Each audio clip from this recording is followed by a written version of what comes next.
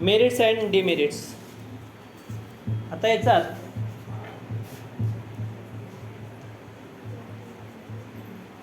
Merits and demerits important parts आहे. आता merits आणि डिमेरिट्स म्हणजे या ठिकाणी आपण इन शॉर्ट असं जर म्हटलं शॉर्टकट की याचे म्हणजे फायदा एक प्रकारे काय आणि तोटा एक प्रकारे काय, किंवा आपण असं म्हणू की सिम्पल मेथड अप्लाय करण्यासाठी या ठिकाणी त्याचे जे काही पॉईंट्स या ठिकाणी म्हटलेले आहे आणि जे मॅच होत नसेल तर तो एक पॉईंट्स या ठिकाणी मेन्शन केले गेलेले आहे. यामध्ये first of all the merits merits one by one त्या ठिकाणी सेंटेन्स खूप इम्पॉर्टंट या ठिकाणी प्रत्येकासाठी म्हणून मी सांगेल. Bentham and Hooker system classification is first great natural system. First great natural system of classification in seed plants. It is the best of natural system. सगळ्यात पहिले या ठिकाणी जर क्लासिफिकेशन करण्यात आलं तर ती मात्र मेथड जर अप्लाय केली ती मात्र नॅचरल सिस्टम्स. नॅचरल सिस्टीममध्ये काय केलं आहे, first of all that identified the kind of plant species of herb shrub and tree. छोटे मोठे झाडे ते वेगळे केले. Flowering plant non flowering plant वेगळे केले. ॲक्वॅटिकमधले वेगळे केले. टेरेस्ट्रियल वेगळे केले. डेझर्ट एरियाचे प्लांट वेगळे केले. माउंटेन रिजनमध्ये असणारे प्लांट वेगळे केले. परत त्या ठिकाणी पुढे डायकॉट आणि मोनोकॉट हे मात्र या ठिकाणी जे लिनियाज वगैरे आला त्या लिनियाजने मात्र या ठिकाणी परत वेगळ्या पद्धतीने त्या ठिकाणी आपल्यासमोर मांडलेले आहेत. यामध्ये द नेक्स्ट त्याचे एक नॅचरल सिस्टीम आहे हे कोणी म्हटलेलं आहे त्या बेंथम आणि हुकरने. हे त्याचं एक बेस्ट रिझन आहे. It is the regarded most convenient easy understand and suitable system. Easy understand सगळ्यात सोपी मेथड त्या ठिकाणी आपल्यासमोर मांडलेली आहे बेंथम आणि हुकरने. हा एक त्याचा बेनिफिट आहे, हा त्याचा एक फायदा आहे की नॅचरल सिस्टीम त्याने फॉलोड केली. नॅचरल सिस्टीम फॉलोड केल्यानंतर काय केलं आहे की प्रत्येकाचे त्याने क्लास सब क्लास डिव्हिजन वाईज त्या ठिकाणी डिफरन्शिएट केलं. म्हणजे डिव्हिजन सब डिव्हिजन क्लास सब क्लास ऑर्डर सिरीज जिनस स्पीसीज एटसेट्रा यानुसार त्यांनी सुरुवातीला डिफरन्शिएट केले. क्लासमध्ये करताना त्यांनी काय केलं डायकॉट मोनोकॉट मोनोक्लायमॅटिक जिम्नोस्पर्मी हे सगळे वेगळे केलेले. Okay. So practical traits such as identification and classification of seed plants due to a simplicity. सगळ्यात पहिले सिंपल मेथड त्याने अप्लाय केले नॅचरल याच्याने. The system are from the work of earlier taxonomist. Every genus known as author was described in detail with personal observation. Author was detail with personal observation. म्हणजेच Bentham आणि Hooker नंतर सुद्धा त्या ठिकाणी जे काही सायंटिस्ट येत गेले ज्याच्याशी त्यांना कॅरेक्टर त्या ठिकाणी आयडेंटिफाय होत गेले त्यांनी मात्र त्या स्पीसीजला त्या ग्रुपमध्ये टाकलं गेलं. म्हणजे उदाहरणार्थ मी एक असं म्हणेल की लिग्युमिनेसीचे जे मेंबर्स आहे आणि त्याचंच परत नाव हे सीझन पिनेसी झालं. म्हणजे एका फॅमिलीमधनं उचलून त्याला दुसऱ्या फॅमिलीमध्ये टाकलं गेलं. कारण की त्या ठिकाणी लिग्युमिनेस का टाकलं होतं की हायटेड ट्री होतं, उंच होतं, त्याला बरेचसे त्या ठिकाणी जे काय फ्रूट्स होतं ते मात्र या ठिकाणी त्याला लिग्युमसारखं होतं म्हणजे शेंगासारखं होतं. हाय ऑलरेडी ते मात्र त्याचे काही जे कॅरेक्टर्स असेल ते मात्र फ्लावरचे सिझल पिनेसारखे मिळाले. म्हणून त्याला लिग्युमिनेसीमधून उचलून नंतर जे सायंटिस्ट आले की ज्यांनी ते ऑथर होते ज्याने त्याचे डायग्नोज केलं पूर्ण बारीक बारीक त्या ठिकाणी जे कॅरेक्टर्स त्या ठिकाणी मेन्शन केले तर ते कॅरेक्टर त्यांना सिझल पिनेसीमध्ये मिळाले. म्हणून त्यांनी त्या क्लासमधनं उचलून म्हणजे त्या फॅमिलीमधून उचलून त्या क्लास सब क्लास ऑर्डरमधून उचलून त्यांनी कुठे टाकलं सिझल पिनेसीमध्ये टाकलेलं. हे केव्हा author or identification from minute characters. अगदी बारीक बारीक त्या ठिकाणी कॅरेक्टर्स आयडेंटिफाय करतात आणि त्याला त्या पद्धतीने त्या याच्यामध्ये टाकले जातात. हे त्याचं मेरिट्स आहे. बेंथम आणि हुकरने जे आपल्यासमोर आउटलाईन मांडलेली कुठली आउटलाईन मांडलेली आहे क्लास सब क्लास सिरीज आणि सगळे सिरीजचे सगळे पॉईंट्स तुम्हाला दिलेले जसं मायक्रोस्पोरी इपिकायनिक कॉरोनी कॅल्सिनी नोडीफ्लोरी कॅपोकार्पी ग्लुमेसी एटसेट्रा हे सगळ्या सिरीज मांडल्या गेल्या. Okay. Except the principles of de Candolle and Lindley views it is the modified and receive versions that is inclusions of new series disciflory in between thalamiflory and calyciflory and division of apetalous टॅक्झॉन.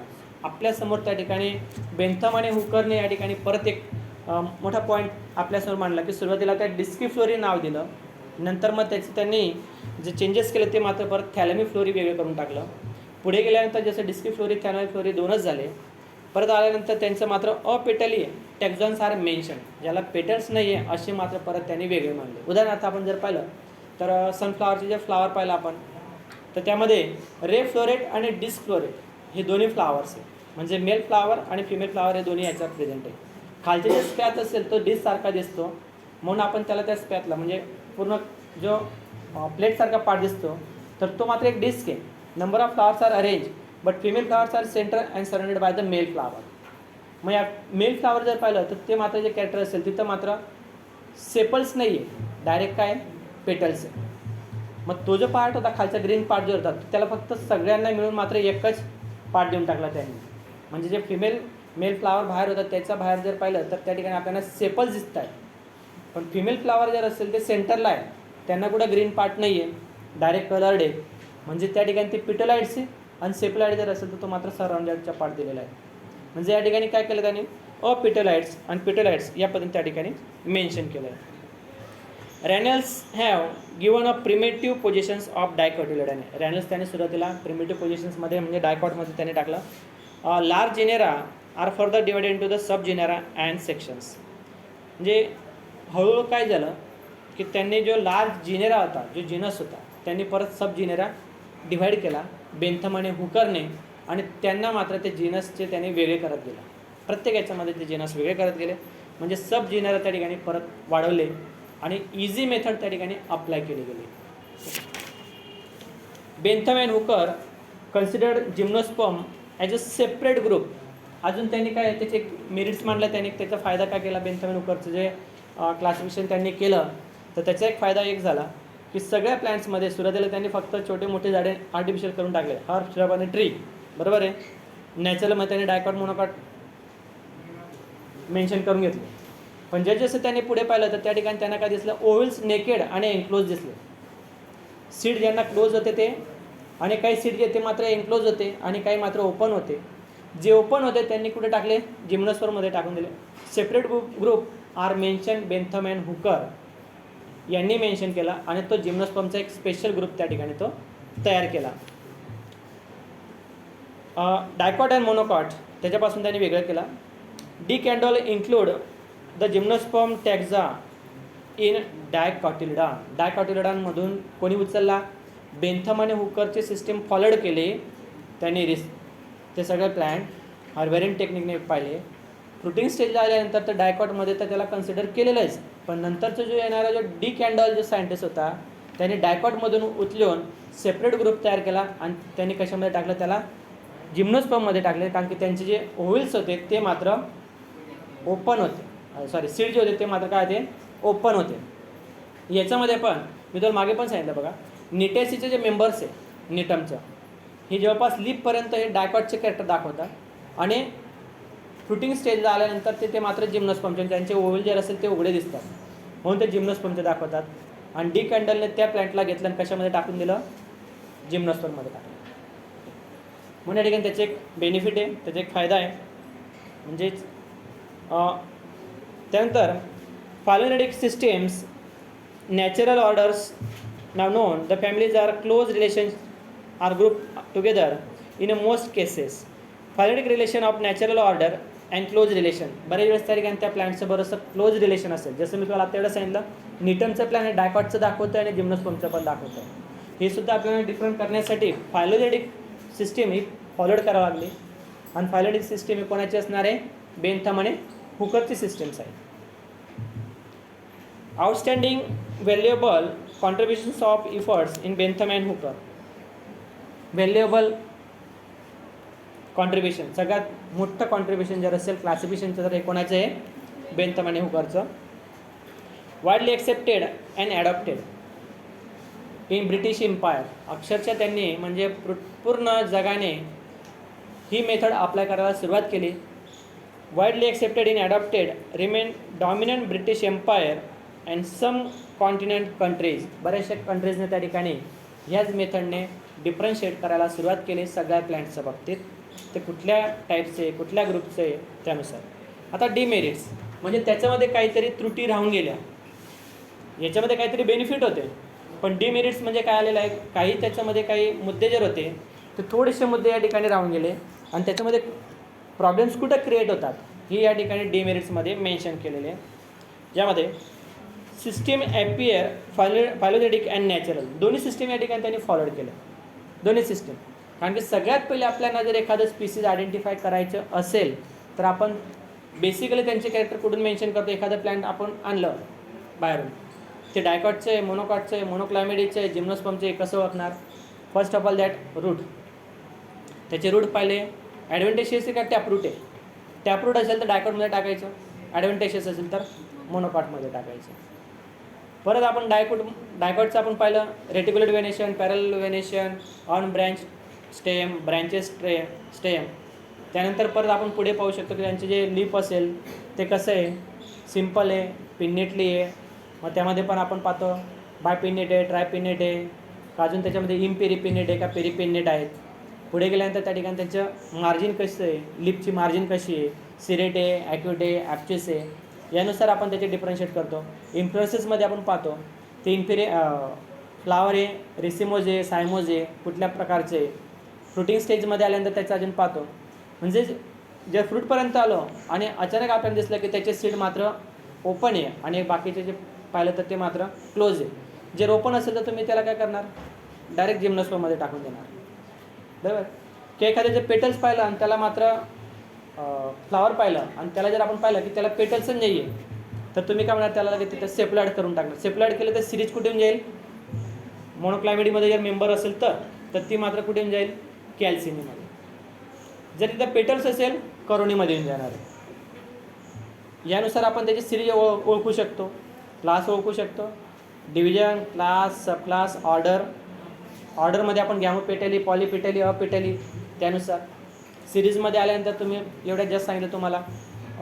समजा मोनोक्लायमेटची जर असेल तर त्यामध्ये आपण differentiate करू शकतो, ते इपिगायनी आहे का कॉर्नरी आहे, कॅल्सी आहे, नुडिफोरी आहे, ॲपोकार्पी आहे, कुठल्या प्रकारचे आहे. ती सिरीज जर आपण आपल्याला माहीत असेल तर आपण त्याला परत जिनसमध्ये टाकतो. त्या जिनसमध्ये टाकल्यानंतर त्याची स्पीसीज कुठली आहे ते आपण ओळखू शकतो. म्हणजे या ठिकाणी काय म्हटलं आहे की यामध्ये एक सगळ्यात बेनिफिट एक आलेला आहे तो म्हणजे काय, so most important outline of the Bentham and Hooker system are followed by, first of all, the system appear phylogenetic and natural. It is more artificial due to the placement of close allied families. Placement of close allied families म्हणजे त्याच्यामध्ये पण आपण पाहतोय की त्याला कुठे टाकायचं, placement. जसं आपण म्हणतो ना बऱ्याच वेळेस त्या ठिकाणी जॉबसाठी प्लेसमेंट असतात, काय शिकलं त्यानुसार त्याला जॉब दिली जाते. प्रत्येक कॉलेजचे प्लेसमेंट होते ना, म्हणजे इंटरव्ह्यू घेतल्या तर तो कंपनीला त्याला जे सिलेक्ट करून घेतो जर त्याच्या सुटेबल असेल त्या पद्धतीने. तसं या ठिकाणी असणार आहे की जर त्या ठिकाणी प्लेसमेंट असेल त्या प्लॅन्टचं तर ते मात्र स्पेसिफिक असलं पाहिजे. मग त्यासाठी आपल्याला सगळे कॅरेक्टर आधी माहीत असले पाहिजे. जर कॅरेक्टर तुम्हाला माहीत असेल तर तुम्ही त्या ठिकाणी ते मेन्शन करू शकता. Okay, example, the related families Chenopodiaceae, Caryophyllaceae is kept away from each other. Chenopodiaceae and Caryophyllaceae हे दोन्ही जर आपण पाहिलं तर जवळपास त्यानुसार आपण त्याला डिफरन्शिएट करू शकतो. Gymnospermae which totally separate group. काय केलं, ज्यावेळेस त्याचे ज्या त्रुट्या त्यांनी पाहिल्या म्हणजे एक प्रकारे, तर मेरिट्समध्ये जिम्नोस्पर्मचं स्पेशल ग्रुप करून टाकलं त्यांनी. याच्यामुळे झालं खरं. Separate group is place between dicotyledon and monocotyledon. Separate group करून टाकला की काय केलं त्यांनी, एक तर सुरुवातीला त्यांनी फक्त डायकॉट केलं, मोनोकॉट केलं, पण याच्यामुळे काय झालं, फायदा काय झाला, बेनिफिट काय झाला की आपल्याला ते आयडेंटिफाय करता आले आणि त्याच्यामुळे आपण त्याला सेपरेट जिम्नोस्पर्म करून टाकला, सेपरेट ग्रुप. आणि जिम्नोस्पर्ममध्ये ऑलरेडी खूप कमी आहे क्लास, मी कालच सांगितलं बघा, सब डिव्हिजन काहीच नाही त्या ठिकाणी. जिम्नोस्पर्मचा थोडासा पार्ट आहे. यामध्ये निटेसी, कोनिफेरी आणि सायकेडेसी असे 3च पॉईंट्स त्या ठिकाणी आलेले आहेत. Many of the importance floral characters are not considered in the classification. बरेचसे आपण जर पाहिले तर काही जे पॉईंट्स असेल ते मात्र या ठिकाणी मेन्शन झालेले नाही आहेत. यामध्ये importance of floral adaptations, importance of floral adaptation हे थोडंसं आवाज नको आहे. Floral adaptations from example the environment are suitable conditions to adapt the morphological regions. म्हणजे सपोज या ठिकाणी जर एन्व्हायरमेंट चेंज असेल तर काही वेळेस एन्व्हायरमेंटल सुटेबल होण्यासाठी प्लॅन्ट स्वतःमध्ये बदल करून आणते, त्याला आपण ॲडॅप्टेशन म्हणतो. From example lot of the kinds of the species are thorn are present. काटे असतात त्यांना, का बरं? स्वतःचे संरक्षण करण्यासाठी त्या ठिकाणी काटे आलेले आहेत, बरोबर आहे. Lot of adaptations. The next is a Monochlamydeae of Petalae. मोनोक्लॅमेडीचे कॅरेक्टर काय असणार आहे? ऑफ पेटॅली, ज्याच्यामध्ये पेटल्स नाही आहे अशी. The series of Monochlamydeae are not divided into the next placing of Apocarpae is monocot is not correct is not correct. Apocarpae in monocot is not correct. तर ॲपोकार्पीचे जर स्पीसीज असेल ते मात्र त्या ठिकाणी मोनोकॉटचे कॅरेक्टर दाखवतात, पण ते मात्र या ठिकाणी करेक्ट नाहीत असं त्या ठिकाणी मेन्शन केले. Orchidaceae R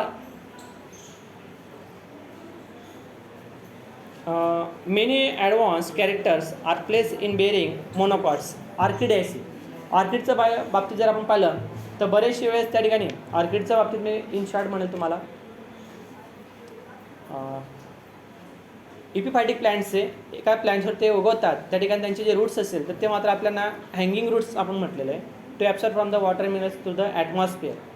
but leaf are sheathing leaf and to cover from the monocot like parallel venations R present. आणि लॅटिक्स आर प्रेझेंट, त्याच्यामध्ये लॅटिक्स प्रेझेंट असणार आहे. शिदिंग लीप असल्यामुळे त्याचे मोनोकॉट आहे, परंतु त्यांचे जे रूट असेल ते मात्र काही वेळेस ते आपल्याला थोडेसे टॅपरूटसारखे दिसतात. म्हणजे त्या ठिकाणी मोनोकॉटचे कॅरेक्टर आहे का डायकॉटचे कॅरेक्टर या ठिकाणी थोडंसं कन्फ्युजन करतात. But bearing from the monocot, sheathing असल्यामुळे आणि पॅरल व्हेनेशन असल्यामुळे आपण त्याला कशामध्ये टाकलेले आहे? मोनोकॉटमध्ये. So the advance group from the orchid or Orchidaceae. Cucurbitaceae has a united petals is place in a Polypetalae. एक मिनटं फक्त. कुकरबिटेसी ज्याला आपण गिलकी दोडकीचा वेल म्हणतो, त्यांचे जे पेटल्स आपण जर पाहिले तर ते सगळे पेटल्स मात्र युनायटेड आहे. पण युनायटेड कुठे माहिती का? सुरुवातीला खालच्या पार्टला त्या ठिकाणी फ्री आहे आणि वरती मात्र या ठिकाणी युनाइट झालेले आहेत. म्हणजे या ठिकाणी आपल्याला ते ॲडव्हान्स कॅरेक्टर त्या ठिकाणी पाहायला मिळालेले आहेत. त्यानंतर पेटल्स रॅनेल्स ग्रुप ऑफ ग्रासेस. रॅनेल्सचे जे पेटल्स असेल तर ते मात्र ग्रासेससारखे दिसतात, हे देखील त्या ठिकाणी ॲडव्हान्स कॅरेक्टर असेल. इन शॉर्ट मी असं म्हणेल की बरेचसे ॲडॉप्टेड आणि ॲडव्हान्स कॅरेक्टरमुळे ते कुठं टाकायचं हा मोठा प्रश्न त्या ठिकाणी निर्माण होतो, आणि ते मात्र या ठिकाणी डिमेरिट्समध्ये आपण त्या ठिकाणी मेन्शन केलेले आहे. तर एक मिनटं, अटेंडन्स